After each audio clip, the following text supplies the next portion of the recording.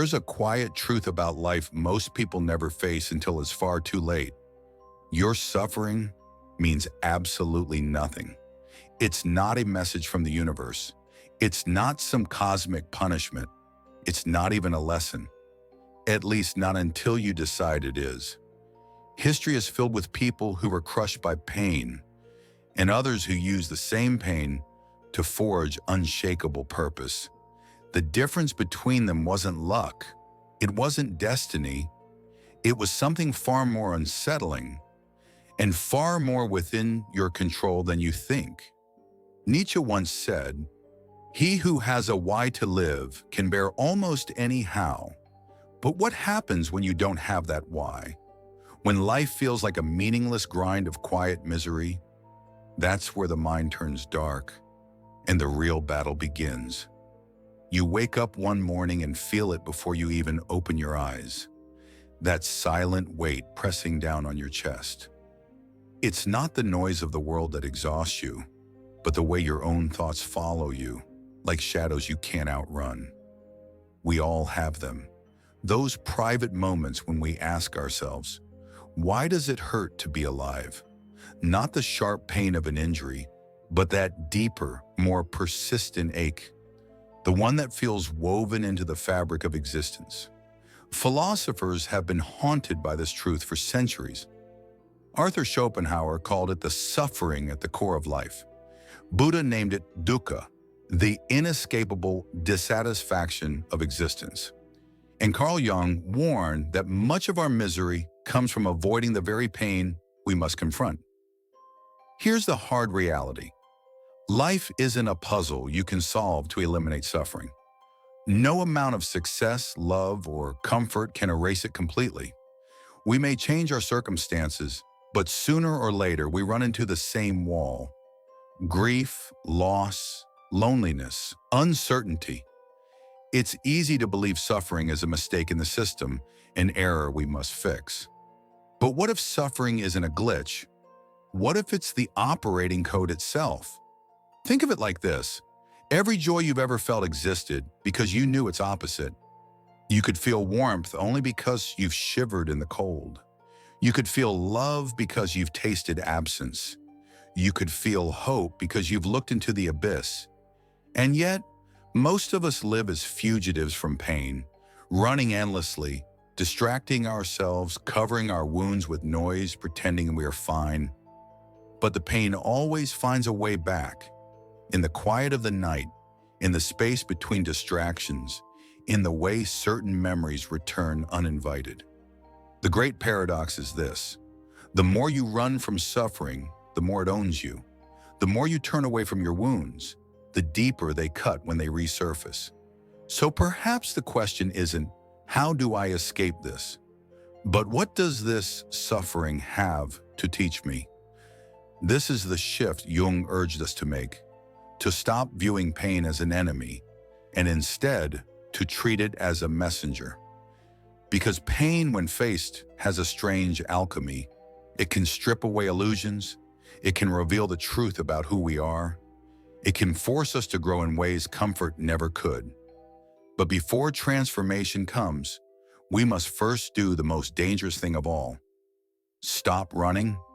Imagine standing on the edge of a cliff, staring into an endless black abyss. This is what Nietzsche believed modern man was doing.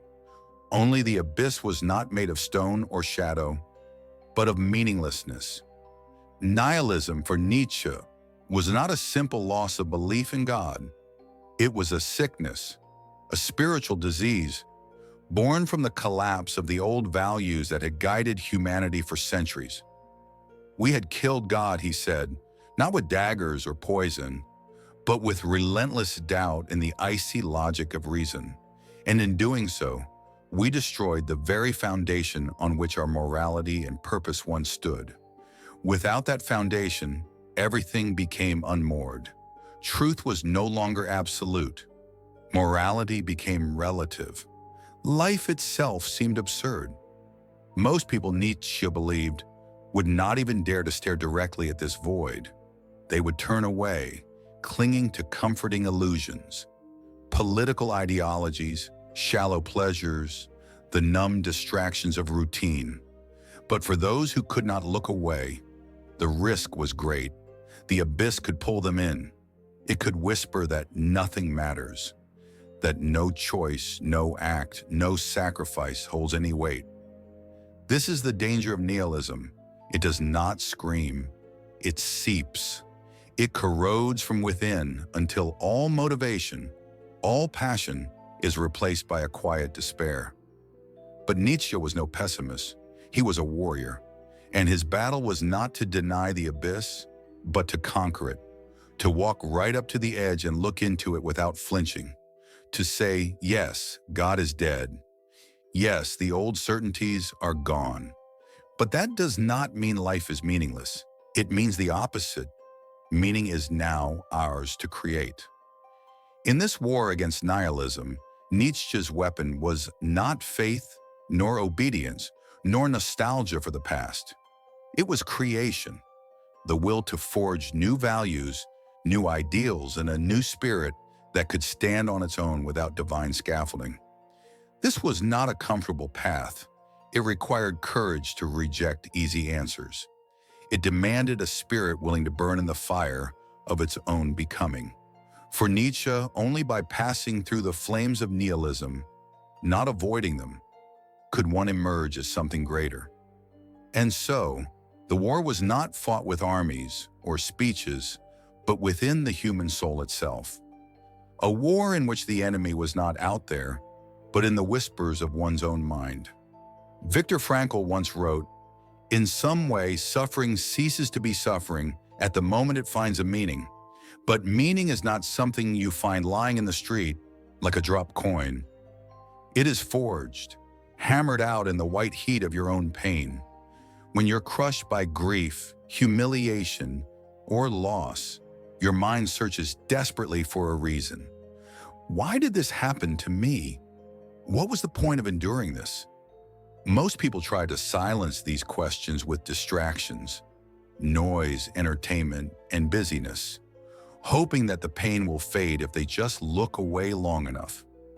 But pain is like a blacksmith's forge. If you run from it, the metal of your spirit remains soft and shapeless. If you stay, if you endure the heat, something else begins to happen. The scattered pieces of your life start to fuse into a shape, not the shape you wanted, but the one you needed. This is the moment when pain begins to reveal its strange alchemy. You stop asking, "Why me?" and start asking, "What now?" It's here that the philosopher Friedrich Nietzsche's words cut through like a blade. He who has a why to live can bear almost any how. If you can forge that why and that unshakable purpose, your suffering doesn't vanish. It transforms. The wound becomes a doorway, and through it, you step into a life that is no longer only about survival, but about serving something larger than yourself. Think of the samurai who kneels before the fire, not to be consumed, but to be tempered. The burn marks on your soul can become symbols, not of what destroyed you, but of what remade you. Pain is not a punishment. It is a demand. It is life's way of asking, will you let this break you into pieces, or will you let it shape you into something unbreakable? We human beings are strange creatures. We can take the raw chaos of life, random events, heartbreak, of failures, and fleeting joys, and transform them into something that feels as if it was meant to be. This is the essence of psychological alchemy, turning the lead of suffering into the gold of meaning. Think of your life as a raw manuscript. Without you, it's just scattered words on a page. But with your interpretation, your perspective, the chaos becomes a story.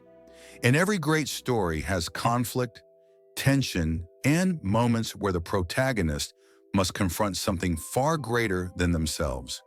Without these struggles, there is no plot, no transformation. Here's the paradox. The deeper you enter your pain, the more potential you have to create meaning from it. Avoidance keeps the lead intact. facing it, accepting it, and then deciding what it will mean. That's when the transmutation happens. At first, it's easy to tell yourself that you were right to avoid it, that it was too risky, that the timing was wrong, that you weren't ready. But over the years, those reasons harden into regrets, and regrets become something much heavier. A dull ache in your chest that appears every time you see someone else living the life you might have lived. Carl Jung once wrote that, "What we avoid does not disappear. It grows in the shadow, gathering power. By refusing the challenge, you hand it your strength without even noticing. And slowly you find yourself weaker, not because life took something from you, but because you gave it away in silence." Here's the cruel truth. Life will punish you for refusing the challenge just as much as it will for accepting it, but in a different way. When you accept, the pain is sharp, immediate, and temporary. When you refuse, the pain is slow, subtle, and permanent. You will adapt to comfort, but you will not grow in it. You will keep your safety, but lose your fire. And one day, you may realize you have built a cage, not out of iron, but out of every maybe later you ever spoke. The cost is not only personal. By refusing the challenge, you rob the world of the version of you that might have inspired someone else. The poem you never wrote, the kindness you never gave, the business you never started, the truth you never spoke. These are debts that reality never forgets. The real danger is that you may not notice this theft until it's too late. Until you are sitting in the autumn of your life, looking back at a road you walked and wondering why it feels so short.